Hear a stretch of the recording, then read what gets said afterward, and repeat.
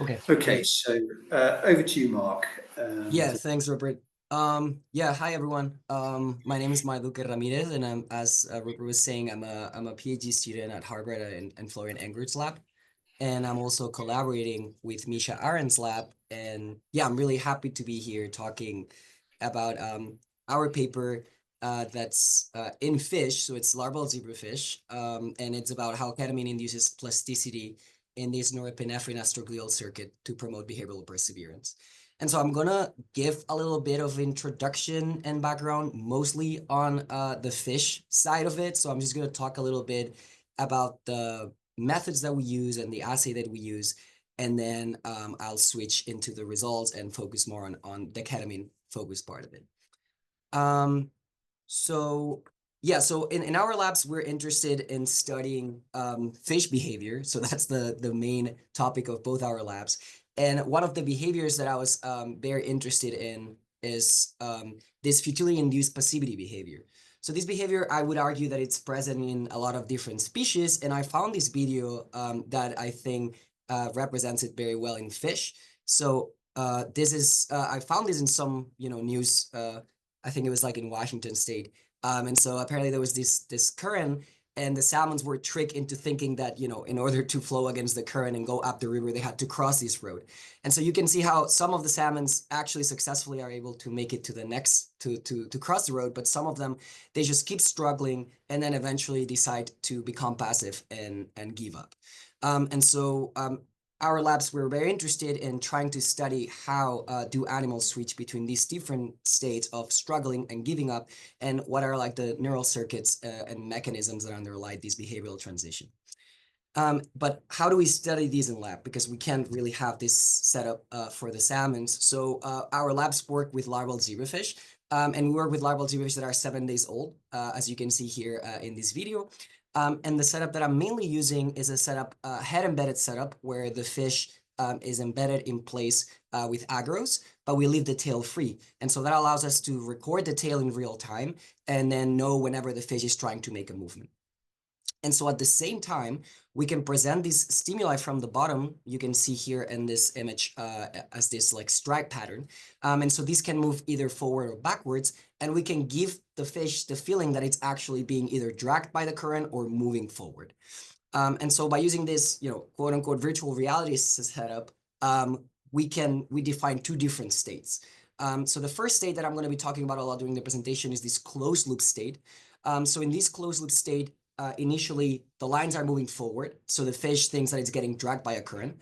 But then every time that the fish swims, we update the lines, moving them backwards a little bit. So to the fish, this looks like it's swimming against the current, the swims are being effective, and it's somehow staying a little bit in place.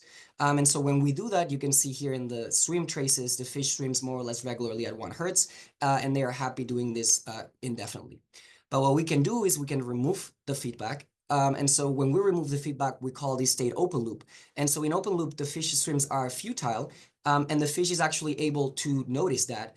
And we know that it notices it because it starts increasing the vigor of its swims by becoming more struggle-like. And then eventually, when it struggles for enough time, it will become passive and give up. And if we keep the open loop for enough time, it will eventually keep cycling between the two. And so in this original paper from Misha's lab, they were able to propose a circuit explaining how this behavioral transition happens.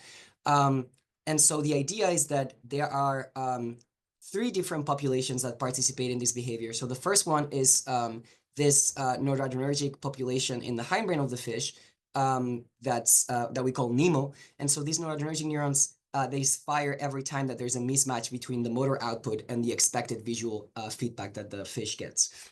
Well, what really interested me into this circuit was the fact that the second component is a non-neuronal component. So there's these radial astrocytes or glial cells in the hindbrain of the fish that actually act as the integrator in this circuit. And so what they do is they accumulate the norepinephrine signal from each error so that the calcium increases. And once it reaches a certain threshold, then it seems to activate this inhibitory population of LMO neurons and suppresses swimming.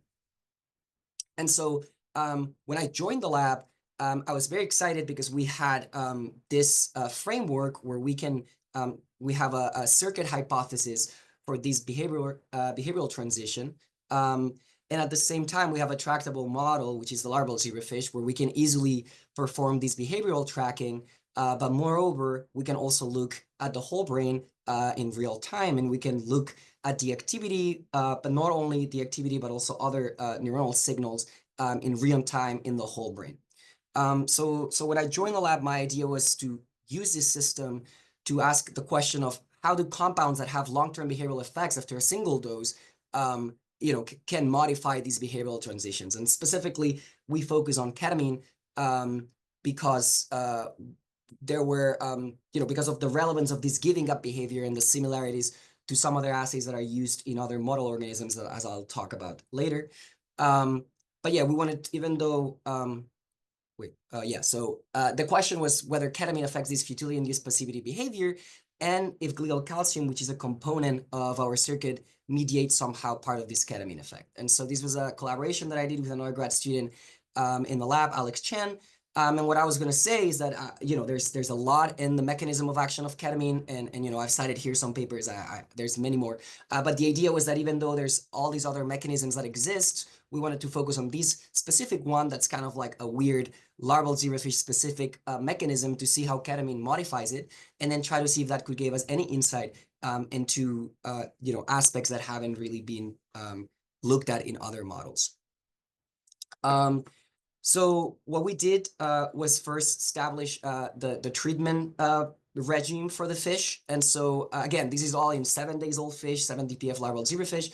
And so the idea in most experiments is that we either have a pre-ketamine period, and then we either treat the fish with ketamine or vehicle for 1 hour.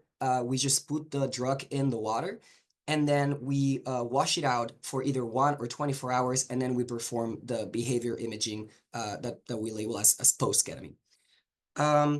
And so the first result we saw, which it is somewhat what we expected, is when we do this assay in the head-embedded fish, after ketamine, the fish give up less. And so here is before ketamine, when the fish swim in closed loop, as I said before, here this is kind of like our control period. So in closed loop, we're just looking for any side effects, hyperlocomotion that's non-specific to the open loop, or if the fish just doesn't swim. So we use this as a control. And so when we switch to open loop before ketamine or in vehicle treated animals, the fish just switches between these struggling and passive states. But what was surprising is that after ketamine, this is after 1 hour of recovery, we see that in closed loop, the fish behaves pretty normally. So they swim, and we have swim statistics to show that it's really similar to controls. But then when we switched to open loop, we saw that even though the fish still struggles, so it's still detecting this open loop, it doesn't become passive as much. And so, since I showed that video of the salmon, and, I always like to show some published data. So we actually also did experiments. So that was in the head embedded preparation. But we also did experiments where we try to see, okay, is this actually real when the fish is swimming against a real current, And so Angie is a postdoc in the lab, and she's doing experiments studying how the fish react to flow. And so we can actually have them in this lazy river where we can turn on flow, and you can see a control fish that's trying to fight against the current, and you can see how it will switch between these, struggling and then become passive, let itself get dragged, and then try again, let itself get dragged again. It's kind of funny. And so after ketamine, what we see though is again, in this base period, they don't really move that much. But then when they start having to fight against the current, we see that they do struggle a lot more, and then they do keep swimming a lot more. So the main finding is this decrease in the passive periods of the animal when presented in this situation. And so we quantified this, and so the effect was pretty strong. So this here, I'm just showing the percent passive time in open loop, and we can see how there's almost like a 50% reduction in the amount of time spent passive. And we also saw that this effect was dose dependent, so it seems to increase as we increase the ketamine dose. And finally, the effect seems to stay even 24 hours after a single dose. And so, again, this is I'm not going to focus too much on this, but this is just to show that these effects of ketamine seem to be specific for the open loop. Because one thing that we were worried is that the effects were maybe just, generalized hyperlocomotion or something like that. But when we compare the closed loop statistics, we see that they're really similar between ketamine and controls. And again, if we look at we compare the swim vigor in open loop and closed loop, we see that both in controls and ketamine, the vigor increases when they are found in this situation of, futility, indicating that they are actually able to detect this visual motor mismatch and try to swim harder. Yeah, so again, this is all the behavior that I'm going to be talking about first, because I feel like the biological mechanism part, I don't have that much time to focus on that. But we also thought that we could use maybe this setup as an assay and a way to screen compounds, because so what I showed before, that was a single camera, but we have setups where we can actually do 32 fish at once. So we can test a lot of different concentrations and a lot of different compounds and see what the effect is in both these open loop passivity and closed loop side effects. And so we tested multiple different NMDA receptor antagonists. And here I just want to highlight, for example, MK801, which even though it did decrease passivity in open loop, it showed generalized hyperlocomotion even in closed loop. So, I think that this is something that if this is being used to screen, it could be used to maybe flag MK801 as maybe having some of these side effects. We also tested some 5-HT2A receptor agonists and other non-hallucinogenic psychedelics that have been developed by David Olson and Brian Roth's labs, and we saw that they had some effects at decreasing passivity. But again, for example, DOI also showed this hyperlocomotion in closed loop. And this is just showing the same thing, but 1 hour after treatment, both ketamine and MK801, and then the 5-HT2A receptor agonist we tested, DOI and DCB2, showed this decreased in passivity. But what was very interesting is that after 24 hours, it seemed that ketamine and MK801 still had this effect. But when we tested the 5-HT2A receptor agonists, they did not seem to have an effect anymore. And so this was interesting to us because perhaps it indicated that the different compounds can reduce passivity by different mechanisms. Finally, the last part I want to talk about in terms of like fish behavior, we also wanted to see if we could do any perturbation that it's also maybe conserved in other organisms. Sorry, I was just looking at the chat. So we wanted to see if we do this chronic hydrocortisone treatment or glucocorticoid treatment that's known to induce depressive-like behaviors in rodent models, whether this would also affect the passivity behavior in larval fish. And so we compared different groups, and what we saw is that when we look at the vehicle-treated group or the control group, the fish still switches between these struggle and passivity modes, but it seems that the fish spend a lot more time passive after the glucocorticoid treatment. And so what was interesting is that we're able to increase passivity by giving this corticoid treatment, and ketamine seems to reverse this effect by bringing the level down to the normal passivity observed in controls. And again, we can use the closed loop to ensure that this is not just like a generalized effect of the treatment, but it seems to be specific to the open loop situation. So after having established this behavioral assay and some of the behavioral results, then we wanted to focus on ketamine to understand, okay, how does ketamine affect the circuit that had been initially identified to decrease passivity? And so this is where having larval zebrafish as a system is so exciting because we can look at activity in all the neurons in the brain and look at what's happening. And so we used whole brain light sheet imaging in this GCAM line that expresses GCAM in every neuron in the brain. And then we were able to segment every single neuron and then look at its changes in activity acutely after ketamine treatment. And so what we saw is that, a lot of different areas in the brain seem to get more quiet. So we see a lot of inhibition in the forebrain of the fish, and also in some areas of the hindbrain, especially like the visual tectum also seems to get inhibited. But what was interesting is that, we expected, because I forgot to say this, but at the dose that we were using, the effect we saw of ketamine in the fish was of more dissociative anesthetic. So the fish really don't move that much when we give this dose of ketamine. And so that's why we have that recovery period. So we were expecting most of the brain to be quiet. But when we looked a little more closely, thanks to this single cell resolution that we have, we saw that some populations actually seem to get activated by the dose of ketamine that we're using. And so these populations seem to actually be mostly monoaminergic neurons, that are in the hindbrain. So we got activation of this NEMO population, that's a noradrenergic population, but also of the superior raphe, the serotonergic neurons, and also the area postrema and the vagal ganglia. And so this is just a plot showing these areas. But the main idea here is like, even though most of the brain seems to be inhibited in response to this ketamine treatment, we see activation of these populations, area postrema, superior raphe, and NEMO. And again, I said that we can look not only at the activity of the neurons, but we can also use other sensors to see how neurotransmitter levels are changing in real time. So we took advantage of this, and we use lines that allows us to look at the levels of both norepinephrine and serotonin in real time, and we looked at how those change after ketamine treatment. And so what was interesting is we saw that norepinephrine, for example, seems to decrease in the optic tectum after this acute ketamine treatment, but it seems to be increasing in this hindbrain area in the medulla oblongata.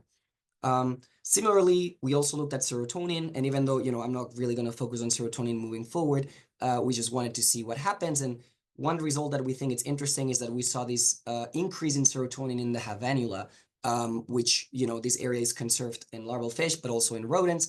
And so we think, this is something that we didn't follow up on, but we think it's interesting that we saw this increase in serotonin in the havenula. Next, we moved into, again, I said that my main focus was trying to see what the effect of ketamine was on this non-neuronal population, so the astrocytes in the glia. And so we looked at calcium in glia, and again, because of the behavior of the fish, I was expecting that ketamine would maybe inhibit glia and not have a really strong effect. But we were actually surprised. So this was actually when we started focusing more on the project, when we saw that ketamine has like this huge stimulatory effect on glia. So this is, like the glia lighting up after the ketamine administration. And it actually is like a sustained activation of glial calcium. So it lasts for around 15 to 20 minutes. And we had never really seen anything like that with other compounds that we tested. And so again, this is just some more data showing the same thing. And so this is just a plot showing the timeline of this astrocytic activation by ketamine. And so then the question was like, okay, how is ketamine activating glia? How is ketamine having this stimulatory effect on glia? And so our hypothesis that I'm also, I'm not going to go into too much detail, but I'm happy to answer questions after. But our hypothesis is that we think that, that increase in norepinephrine that we saw is behind this activation of glia. And so we performed dual imaging of both norepinephrine levels and glial levels, glial calcium levels. And what we saw is that, this increase in glial calcium seems to correlate with an increase in norepinephrine. And again, I just want to highlight this where apart from the behavioral screen, we also then kind of turned into a screen in terms of glial calcium effects. And we tested all the different compounds that we tested in the behavior. And we saw that ketamine was the only compound that had this effect on glial calcium. So neither the DOI or other 5-HT2A receptor agonists or even other anesthetics, because we thought, oh, what if this is just, a result of like the global anesthetic effect, and that's why glia activate. But we used other anesthetics, we didn't see this effect, and even other NMDA receptor agonists, antagonists like MK801, did not seem to have this stimulatory effect on glia. And so, so this was part of the findings, and then, okay, how do we like connect these back to the behavior, right? How are like all of these things that we're seeing ketamine does acutely explain the behavioral effects by which the fish give up less after the treatment? And so again, I'm not going to go too deeply into the experiments, but the hypothesis that we have is that before ketamine, we have these periods in open loop where the fish struggles, and the struggles induce this increase in glial calcium that eventually leads to passivity. And so what we think is happening is that ketamine acutely is having this huge effect on glia, is causing this hyperactivation of this anti-glia pathway, such that after recovery, these glia are both the noradrenergic neurons and the glia seem to be less sensitive to this futility or to these futile swims. And so we were interested in whether this increase in glial calcium was sufficient to explain the behavioral effects that we saw. And so again, we took advantage of the tractability of zebrafish, of larval zebrafish as a model system. And what we did is we took a chemogenetic approach where we specifically expressed TRPV1. So rat TRPV1, the zebrafish TRPV1 is not sensitive to capsaicin. So by expressing TRPV1 only in glia, we can then, by using capsaicin, activate the glia. And so this is just a video showing what the activation looks like. And again, this is like a trace showing that the timeline of activation that we get seems to also match what we saw with ketamine. So it does last around 10 to 15 minutes. And so we incubated the fish in this capsaicin for 30 minutes. And then again, we do the same procedure where we wash it out, we wait for an hour, and then we test. And so we saw that, again, the untreated controls or the vehicle-treated controls switch between the struggle and passive states, but it seems that there's a strong reduction in the passive state post-activation for the capsaicin group. And again, the effect is not as strong as ketamine, which I think points to multiple parallel pathways by which ketamine is influencing these behavioral transitions. But I do think that this shows that at least hyperactivating the glial calcium seems to have some long-term behavioral effects. And then finally, and I think that this perhaps is the part that was also more interesting to us, was we wanted to try whether this hyperactivation was necessary for the behavioral effect. And again, I repeat, like the hypothesis we have, which is that ketamine, by acting on its primary targets, is causing this increase in norepinephrine. And then norepinephrine is a known modulator of glial calcium, and the main receptor by which it does that is the alpha-1 adrenergic receptor. And so we wanted to see what would happen if we acutely gave ketamine to the fish, but then block the alpha-1 adrenergic receptor with prazosin. And so we incubated the fish in prazosin for 60 minutes, and then we added ketamine. And so when we looked acutely at what happens when we add ketamine, we saw that, pre-incubating the fish with prazosin completely removed the stimulatory effect of ketamine on astroglial calcium. So that was really interesting. But then when we looked at the behavior, so if we then waited an hour and then we looked at the behavior after, we see that interfering with this glial hyperactivation seemed to also interfere with the passivity reducing effects of ketamine, at least in our assay. So with these experiments, we kind of showed that, it seems this any alpha-1 pathway seems to be necessary both for the effect in astrocytic calcium, but also for ketamine's effects on behavior. And so again, this is just to summarize all the results. Focusing on this circuit, we saw that both this noradrenergic population and the glia seem to be upregulated during ketamine and then downregulated after this ketamine treatment. And so we think that this is perhaps a response to this hyperactivation that engages maybe some homeostatic mechanism by which then it becomes less sensitive to this futility. So here's where all the fish experiments finish. And now with the little time that I have, I'm just going to quickly go through the mouse experiments, which might be more interesting. And so we wanted to see how much of what we saw in the fish could be conserved in rodents or could maybe be applied in more translational models. And so we collaborated with Dwight Burgle's lab and John Hopkins, and they did the mouse experiments for us. And so the first thing we wanted to look at is compare this kind of struggle to passivity transitions in both larval zebrafish and mouse. And so this is just a recap. So in fish, we see in our assay that whenever we go to open loop, the fish switches between these passive to struggle states. And so right after the struggles, there's this increase in glial calcium that leads or correlates with the beginning of passivity.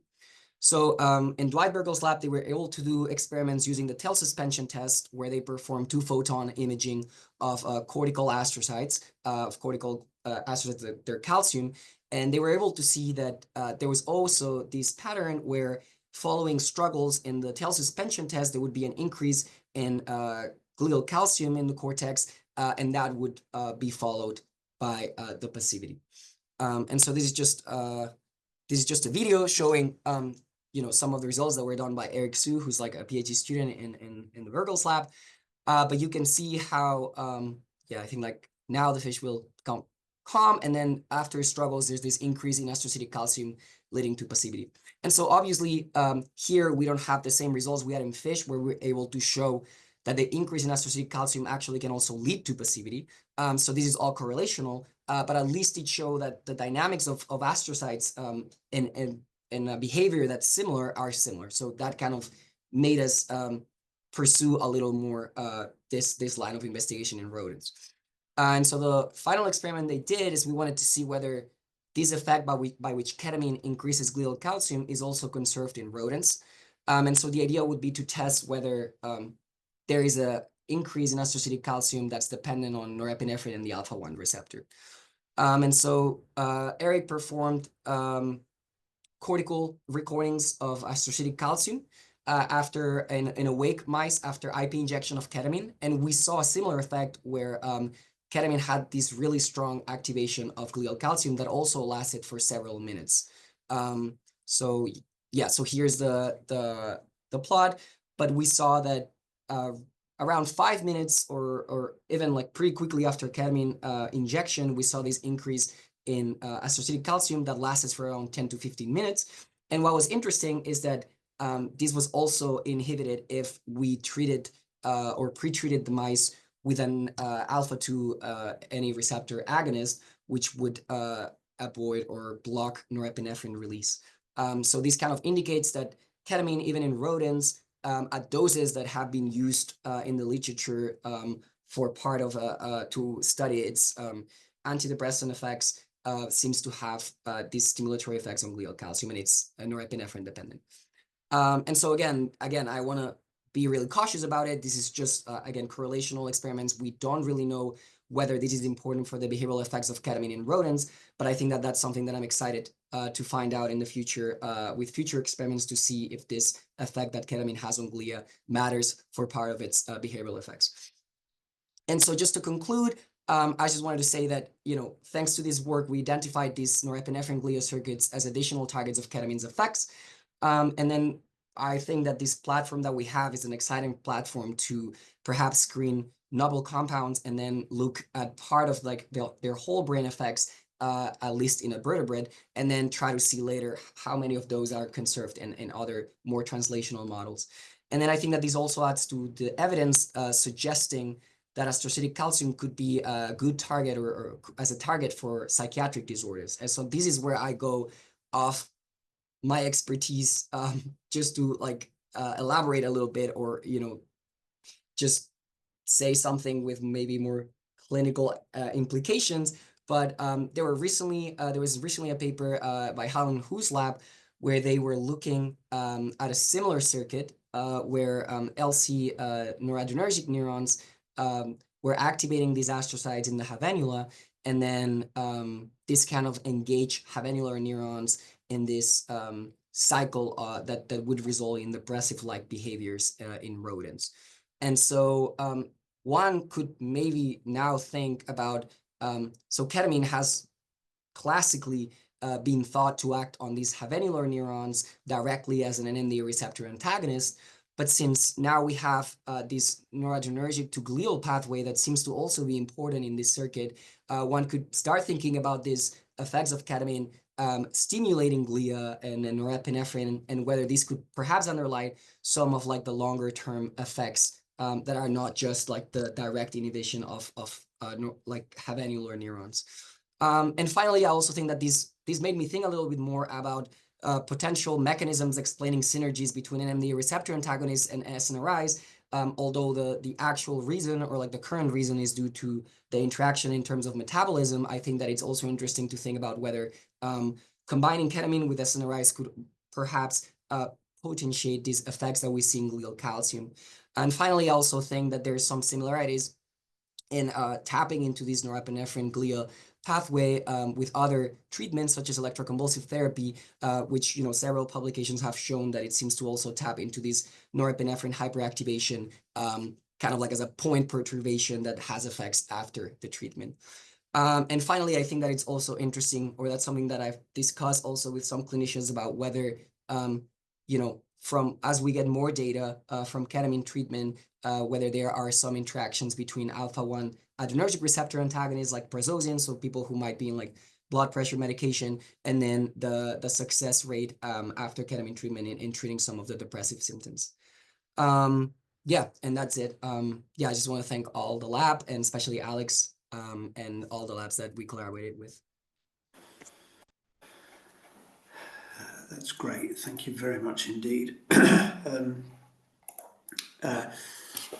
So this is open for chat, and Tiago, let's go back in reverse order.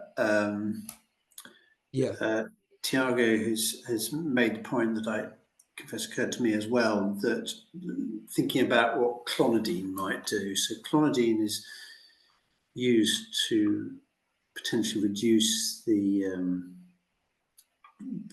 bad dreams of PTSD, and has been used at least in one model by Maurizio Fava and at Washington, to when they gave people ketamine over 56 hours, they also did that alongside giving clonidine, and the rationale for that was to reduce the sort of the acute psychotropic effects. So Tiago was wondering whether clonidine would slow down the ketamine antidepressant effect. Might there be some other aspect of ketamine's effect that it might be reducing? Yeah, so I feel like that's a testable hypothesis that I think it will be interesting to see whether that's the case or not, because I think we can be pretty confident that the glial effect of ketamine would be gone if clonidine is administered, right? And so that's something that we also know. There was a previous paper from the Nedegar lab that looked at different anesthetics and the effects they had on glia. And because they use ketamine xylazine mixture, they didn't see any effect on glia, right? But then if you remove the xylazine and you only have ketamine, then you see that effect. So yeah, I guess like knowing xylazine is what? Oh, xylazine is the same as clonidine. It's also like an alpha-2 agonist, yeah. So in that case, I think like that's a testable thing where I feel like the clinical results will show whether, if there is some kind of interaction, then that could be a reason, yeah. Yeah, it'd be interesting to know whether the clinicians on the call have got experience with clonidine in this in this sort of antidepressant indication, or using it to reduce anxiety, for example. Okay. So I have a question about that I was wondering if you could just help me to understand, and that was about the you showed something about the serotonin levels in the habenula. Yes. Can you just sort of, because I don't fully understand what the habenula circuits are and their relationship to the serotonergic system, can you just I can go back. So I mean, the idea here was that we were just trying to look, because this was initially also in our exploratory phase, and we were trying to see if we could see any changes in the levels of these monoamines in the whole brain. So when we looked at serotonin, one of the things that really surprised us was this increase in serotonin acutely after ketamine treatment. And so the reason that could be interesting is because these havenular circuits, I guess, I haven't seen like much in the literature about the role of serotonin in the havenula. But in the fish, we know that there's like projections, like serotonergic projections that go to the havenula. So we wonder if like some of the long-term effects perhaps are due to this action of serotonin in the havenula during ketamine administration. Be helpful if anybody on the call knows more about the serotonergic projections to the habenula. Yeah. I mean, I always find it exhilarating hearing about this sort of science. I think it's extraordinary. Yeah, I thought it always amazes me. Yeah. So thank you. Yeah, and I think somebody in the chat also asked about DOI. being placed in Schedule 1. And so, yeah, so it is true that, one of the problems with this kind of research, especially given the nature of some of the compounds that are starting to be more successful in the clinic, it's, their scheduling, at least here in the United States. And so the reason that, we used this class of 5-HT2A receptor agonists was because the ones that are commonly, or like that's starting to be more commonly used in practice, such as LSD or psilocybin, those ones require, Schedule 1 licenses, which are very hard to get. So yeah, so DOI was, an analog that had been available for researchers to maybe address those questions. But yeah, someone mentioned in the chat, it seems to also gonna become Schedule 1. So yeah, I think that will make these kind of studies more difficult because yeah, it's useful to have analogs that you can test, especially on screens and things like that. So presumably it's being made a Schedule 1 because it's psychedelic. Exactly. Yeah. Does it actually work as an antidepressant? Do people take it as an antidepressant? Do we Yeah, know? in It's humans, sort I of think anecdotally. and people have said that it has antidepressant-like effect in the rodent models. But in humans, I don't know of any clinical or if there are any clinical trials, because it does have like stimulant effects too. So I think that, I don't know if that kind of yeah, that's not very desirable. And I think it was the stimulant effects of MK801 which would have caused it not to be advanced. Have I got that Yeah. right? Yeah. Yeah, no, exactly. Plus some brain lesions that it can induce too, I think. Yeah. Okay. And Julia asks a question: is there any way to run an experiment where you pre-select for fish who have the least swim drive and give up the fastest, and see if ketamine treatment can ignite a desire to swim? That's a very sort of anthropocentric sort of way of, it's an important anthropocentric question. Yeah, I think that's a really good question, and I feel like we do see differences, natural differences in the fish, and their tendency to become passive even at the same age. Um, it's hard to know whether some of those are due to because we usually use clutches that are from the same cross of like adult fish, so like all the eggs are from the same clutch, but sometimes they develop at different speeds. So it's difficult to know if the differences we see are due to them not being in the exact developmental stage, or perhaps some other like genetic differences. Um, but yeah, like part of what we were looking at some point was we have different strains of fish, and so we do see that different strains give up at different rates. So one of the things that we perhaps wanted to look at is by comparing um, like sequencing those different strains, seeing if we could find, some genetic component that could explain this difference in giving up tendency.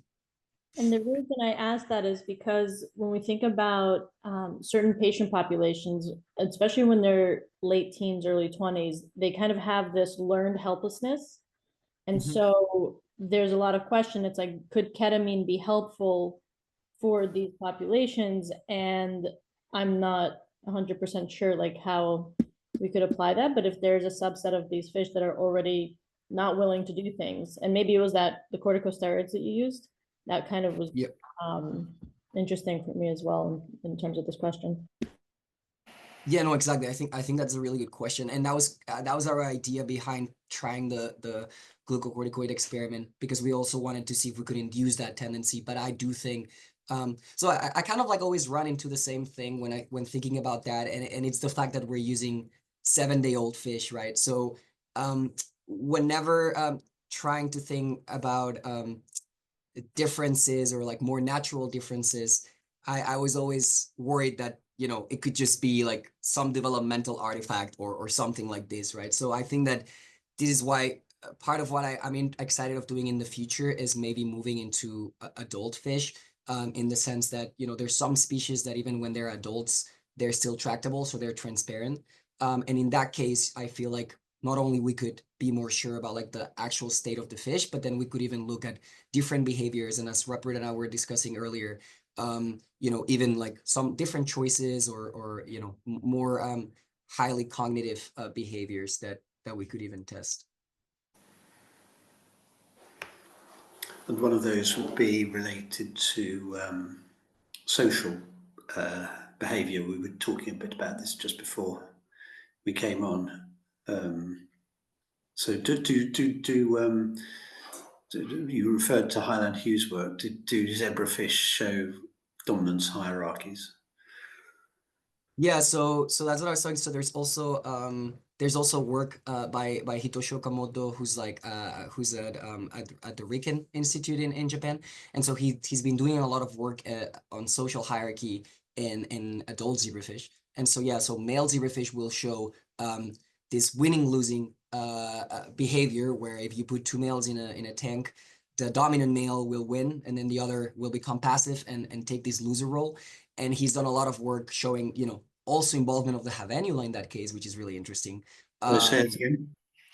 You Sorry? just went a little bit too fast with me. There's something about the habenula. So they're fighting each other, and what happens? Oh, I'm saying like they fight and they show the same thing where one fish becomes dominant, the Yeah. other fish, is the loser. And they've dissected that to the havenular circuits, just like in mouse, just like in the work that Highland Who was on. The thing that they haven't tried is how ketamine affects, if ketamine has the same effects on that in the adults. But I mean, I actually talked to him this summer, and I was telling him that I think it would be very interesting to test that in his paradigm. Very much so. Yeah. Great. And Tiago's. So Christine, do you want to say something about this? Christine Denny? I'm sorry, I didn't want to interrupt before, but we've tried to use ketamine single injection for a lot of different behavioral phenotypes in mice, and the question of learned helplessness came up before. And so we've published a couple papers now using a mouse model of learned helplessness, and ketamine works really well in that model. And so, you just talked about social behavior. We had also published this paper using a social defeat model of stress with a single injection of ketamine. And with social defeat in mice, the animals, become depressed. They don't interact with other mice in the cage.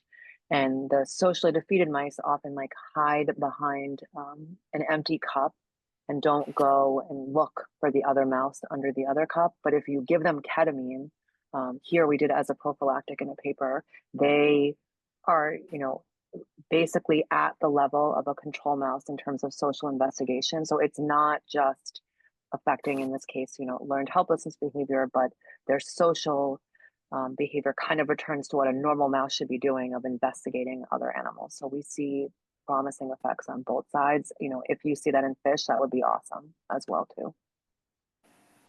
Yeah, I agree. And no, I mean, that's so, I mean, we've been inspired by all these papers. And yeah, again, I feel like I've always run into this limitation of the age of the fish that we're using, which is why we focus on, just one behavior that maybe only can correlate to a single assay in mouse, right? But yeah, I think that if we were able to expand to multiple ones, just like the mouse labs do and Christine was talking about, that would be great, just to see how far the mechanistic conservation goes.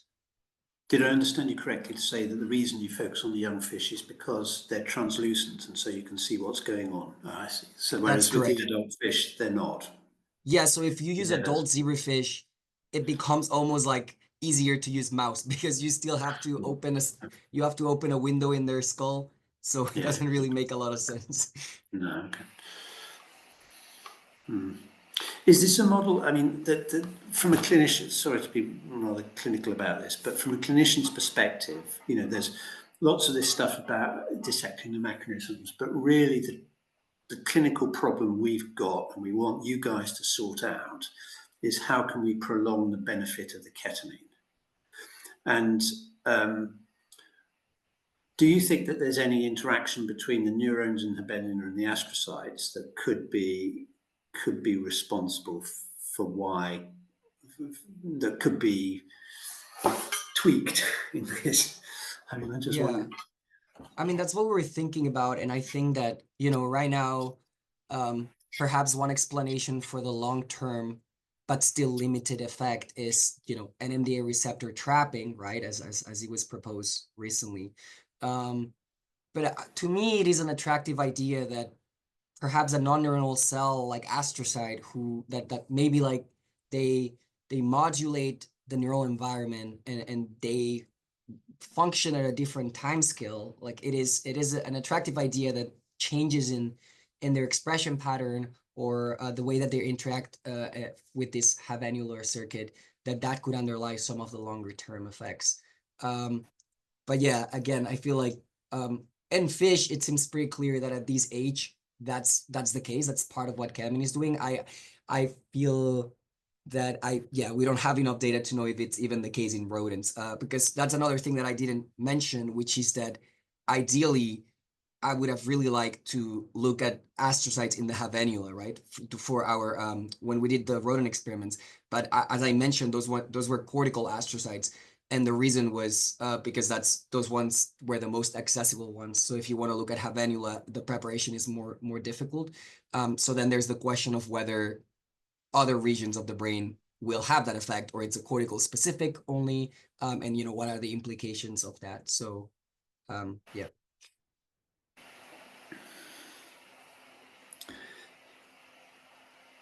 So just to summarize this incredibly simply, to check that I've got this right, your sort of hypothesis, or part of this might be that if it was related to the havenula, that the effect of the ketamine on the astrocytes there might be prolonging the benefit of the ketamine. Yeah, I feel like the which the ketamine switches off yeah. So and the I current realize that's somebody else's work, but oh so yeah, you're still sorry, there? can you hear me? Yeah, we can hear you all right. Yeah. Okay. Yeah, no, I was saying that in that model that I showed from that recent paper, the idea is that the astrocytes signal to the havenular neurons, and basically this is responsible for the depressive-like symptoms, right? So if we apply the same model where after the ketamine acute treatment, the astrocytes are like downregulated, that could explain, a behavioral phenotype that would match some long-term reduction of the depressive-like symptoms if those astrocytes are somehow downregulated. Okay, thank you. Yeah. Okay, do we have any other questions from others?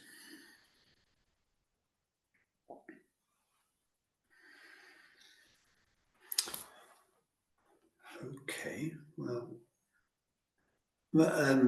if no one else has any other questions, well, again, we'll wrap up at this point. Thank you very much indeed, Mark. I've really enjoyed this session. It's been really good. Really introduced us to something new. It's fantastic to have somebody who's so early in their career sort of talking to us and so eloquently. So it's been a great presentation, really fabulous science, very interesting. We wish you all the best. Thank you so much. As a fish. Oh no, I was going to say that as a fish researcher, I'm always scared to present these to clinicians because I don't want you to get mad because sometimes people are like, oh, how are you studying these in fish? But I do think that it's very interesting and yeah, like we can find some conserved mechanisms. Yeah, but try to go for this, what matters clinically, the long term, they're sorting that out. That's what we're really interested in. That's what we need. That's what we need help with. Okay. It's really fantastic. I know you've got more than enough work. Fantastic. Thank you so much. Yeah. Thank you all who've contributed to the discussion as well. Thank you so much.